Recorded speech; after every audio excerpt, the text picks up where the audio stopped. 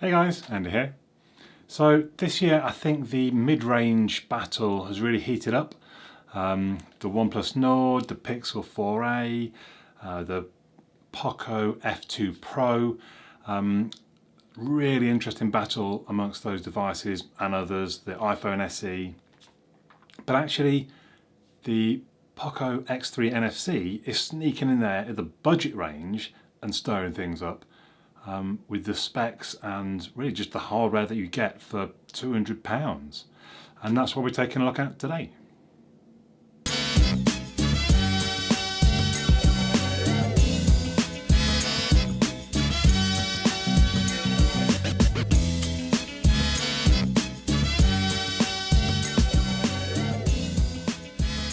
So we're going to start off taking a look at the design, which I have to say I really like.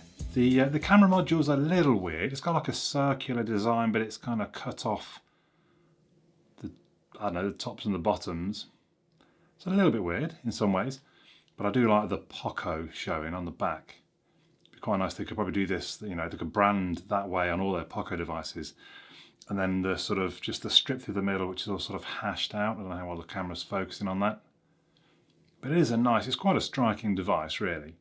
If we look at the parts of the design, so we've got the power button, the volume rocker on the same side, which I do believe is the best way to do it now. And you'll see the power button slightly recessed, and it has the fingerprint sensor in it. Which, that actually seemed very slow. I've not really experienced it being that slow. It's better. I do like, it's quite easy to find, you can't really miss, and it does seem quite reliable. We've got this SIM tray over on the top left. I don't think there's much on the top to see, no. On the bottom we've got the speaker, we've got a headphone jack, and we've got the USB Type-C port. It's 215 grams, which is a reasonable weight, but it doesn't feel heavy. I think for its size, it feels reasonable. It's 9.4 millimeters thick, which is, again, it's quite thick. It's IP53 splash proof, which is not the best. You normally want a 60 something. I forget exactly. It says it's splash proof. That's all it really is. So you find out in the rain, and if it gets splashed, but it's not the higher IP ratings that you might want from an actual waterproof device. But we're paying £200. So you have to understand there's going to be things that it's going to cut back on. Oh yeah, the power button. I sometimes found that, I don't know, if the screen wakes for one reason or another, I forget exactly how we might do that now. And sometimes I go to turn the screen off, and actually I've unlocked it instead. Did you see that? So I go to press to turn it off, and actually, so that's the only kind of downside. I did do that a couple of times, well, quite a few times to be fair. Well, I guess when you know that it can happen, you just are careful about it. As with a lot of other Xiaomi devices, it comes with a case. It's a pretty standard, basic case, but it does the job. I find this bit really annoying at the bottom. It's not waterproof, so why are they worried about the port at the bottom? And then when you're trying to plug in, holding it with one hand, holding the cable with another, and then trying to hold that little flap out of the way to get the cable in, it's really quite annoying actually. So that's one thing I would change if I was them. So the hardware is a Qualcomm Snapdragon 732G, which is an 8nm chipset. It's an octa-core processor. It's an Adreno 618 GPU. This one is the 128 gig version with 6 gig of RAM, which is £229 at the moment on me.com. The 64 gig version is the one that's £199. It has the UFS 2.1 file system, which is the older file system. They're not quite as quick. And that means it's going to Geekbench at around 1,636. Well, that's my average, which is okay. It's the lower end of things, but at the same time, it's a £200 phone. Generally, I have to say, it's quite a smooth experience, which I think is the more important thing. There's a little bit of stutter there. But generally, well, I've got so many notifications. But generally, it's very smooth, I would say. It does have stereo speakers. Honestly, I'm not actually sure where the other speaker, I guess this other speaker comes out of the top there. The screen itself is 6.67 inches. It's IPS LCD. 84.6% screen to body ratio. So there is just a tiny pinhole for the front-facing camera. Otherwise, they're fairly small. Can't really see with the black background. reasonably small bezels otherwise. It's 120 hertz refresh rate though, which is quite impressive on a £200 phone. I'm one of those that I'm not entirely sure I can see the difference. Maybe I can, I don't know. There's a lot of people swear by them, though. I won't go back. So having 120 hertz on this device is a big thing. Gorilla Glass 5 as well, which is, I think that's the most recent Gorilla Glass, which is pretty good again on a £200 phone. I did wonder if the auto brightness was a little dim at times, but I don't know if maybe it's just kind of learnt a bit of me turning it up each time, because it seems to be better now.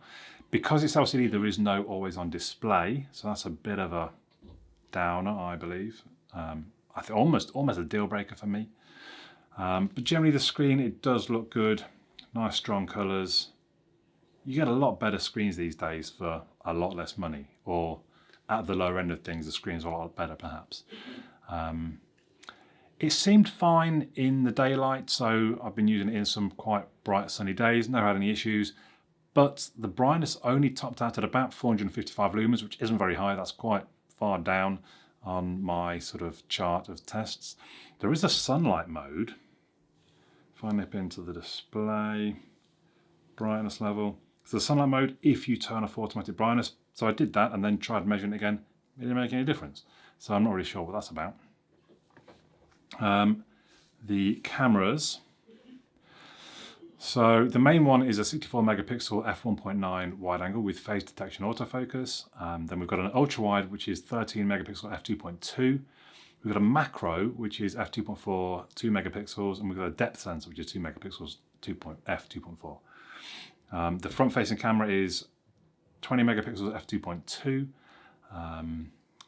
I think it's the main lens. I don't actually specify. I think the main lens does 4K at 30 frames per second. Actually, it's a reasonably consistent camera for a budget device. I would say I was probably pleasantly surprised. The colours seemed pretty strong. There's good detail. On the whole, they looked pretty good photos, I would say.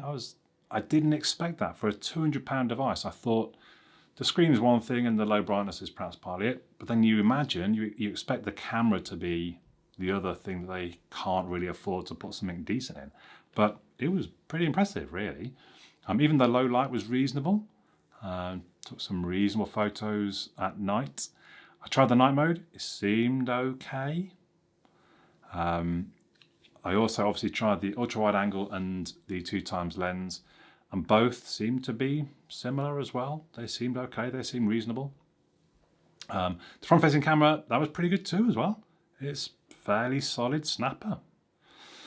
Move on to the video. Now, initially, the first video I took on the unboxing, I thought it was quite stuttery and didn't look very good.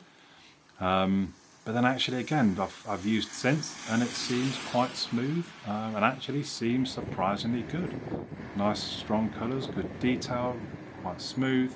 And again, low light was okay. Really quite surprised by the level of camera. I don't know, you guys let me know in the comments. I just want to give you the evidence in some way. I'll give you my opinion, obviously, as well, but really quite surprised that it was as good as it was. If we move on to the software, so we are on MIUI 12, which is basically Android 10. I really do have a lot of notifications, I didn't realise. But MIUI these days isn't what it used to be. MIUI used to be a reason not to buy a device, and it just isn't now. It's pretty good. It's got quite a lot of features. There's quite a few options in the settings. It's quite customizable. It looks okay. It looks quite nice generally.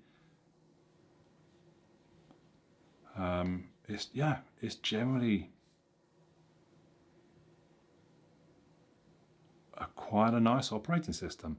It hasn't done so well in separating my work profile from my personal profile. So I have to find the apps individually in the launcher. There's no option for work profile. I did some Googling. One guy says, yeah, there's an option, just drop it in. Everyone else saying, no, I can't see it, and I can't see it.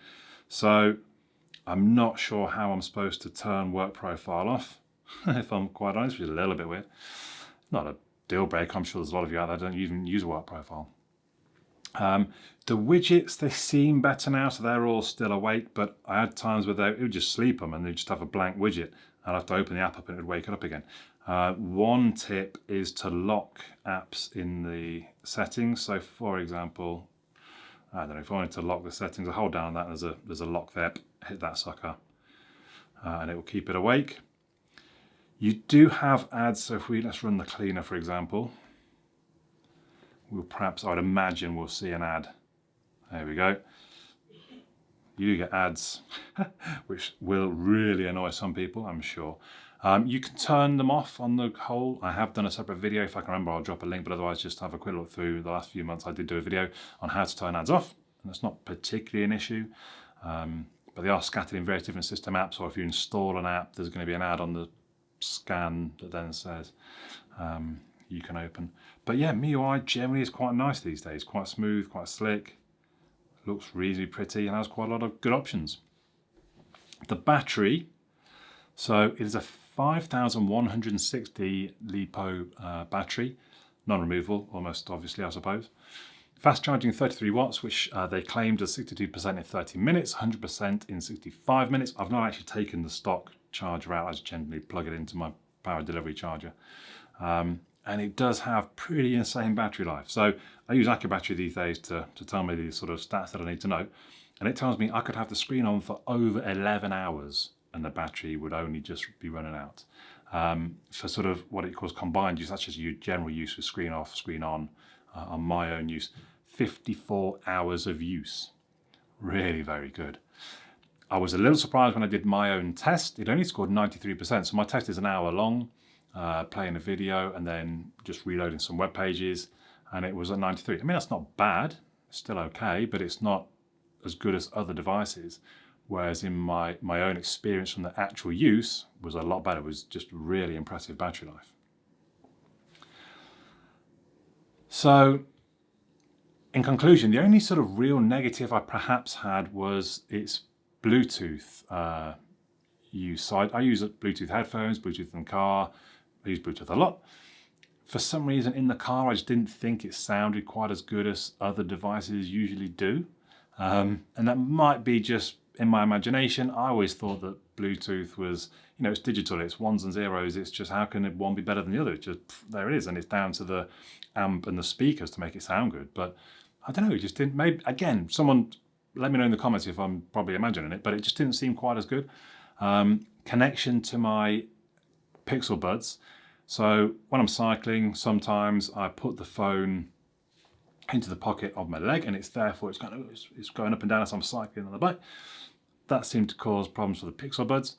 And it was a little bit choppy, a little bit crackly, and it didn't sound as good, which I get because I don't have that issue with other devices. But I think that's the only negative I could really come up with. I mean, unless you want to talk about the size and the bulk and the weight, but that's what a big phone is. But I like the fingerprint sensor in that power button. That works really well. I think the screen looks great.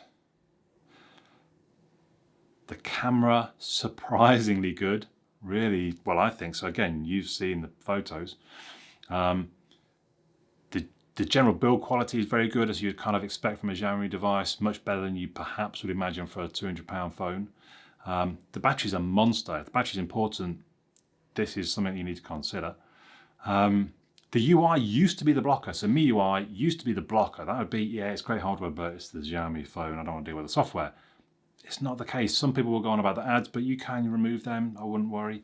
So if your budget is anywhere up to about £300, you probably need to consider this device. Even up to 300, you might want to come back down and spend the money on this. I think it's that good. In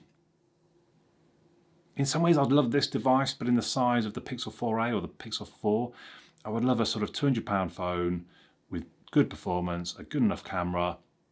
I mean, the battery just couldn't be that big, obviously, in a smaller device, but with good battery life, with a great build quality. I would love that in a smaller device. All the sort of budget phones seem to be big devices now, and I'm leaning towards the smaller one because of things like cycling and jogging. I don't want a big, heavy phone smashing around in my pocket. But there you go. I think it really is a very nice device. I'd love to know what you think, so please do let me know in the comments down below. I do read all of them. Please do consider contributing either on Buy Me a Coffee or on Patreon. Again, the links are in the video description. Just because I buy all these devices myself, I bought this phone, I've bought a Pixel 4a, I bought the OnePlus Nord previously, the Poco F2 Pro. I buy all these devices, so I'm not hard up. I'm not going to tell you that, but if you contribute, that means I probably could buy even more devices. So just do consider that. But for now, my name's Andy, and I'll catch you all again soon.